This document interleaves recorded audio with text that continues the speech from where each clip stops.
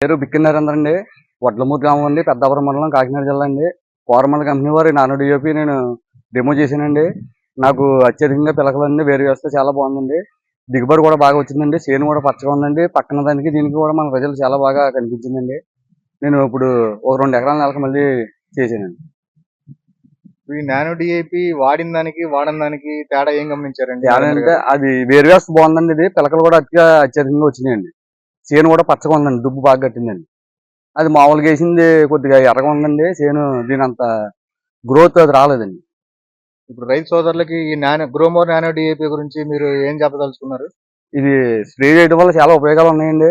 రాను ఫ్యూచర్ లో కూడా టెక్నాలజీ మారింది కదండి. చేసుకుంటాం వల్ల మనకు చాలా మీరు ఏ విధంగా ఈ సంవత్సరం 27/7/2025న ఈ గ్రోమోర్ నానో డిఏపి అనేది డెమో చేయడం జరిగింది.